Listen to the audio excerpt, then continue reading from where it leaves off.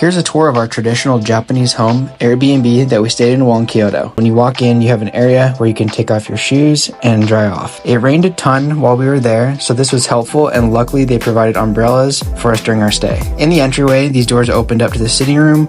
Pretty cool how you can make the spaces as open or as cozy as you want. Continuing on through the main walkway, you enter the kitchen area, but first you need to put on your slippers before walking into the house. This house is built in a traditional style, but it had been upgraded to have all the modern amenities. We had the fridge filled up with our favorite snacks and food for our breakfast. This Airbnb also had a washer-dryer combo, which was definitely needed. The dual sinks outside the bathroom helped with multiple people getting ready at the same time.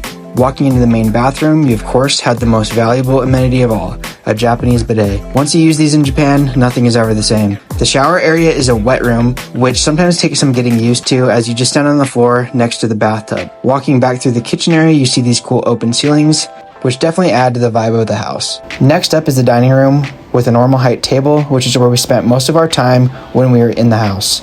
More cool sliding doors separated this area from what I'll call the living room. It had this really cool sitting table. However, since we aren't used to sitting that low for long periods of time, we didn't use it much. This is right in the front of the house, which is why the glass is frosted. Here's that door again that you can slide open to see the main entryway. Opening that up makes that room feel a ton bigger. Navigating these stairs was a real challenge, especially after a night out or when you had to descend in pitch black. But with the house's limited floor space, it's easy to see why they had to be so steep. Once you were upstairs, we were greeted with 2 nice bedrooms and an additional bathroom. This was the only real closet in the house, so that's why you see stuff laying everywhere. We didn't really have a place to put anything. The first room had sleeping mats right on the tatami and had its own bathroom. The shower was also one of these Japanese style wet rooms, but just a shower. And once again, a beautiful bidet toilet.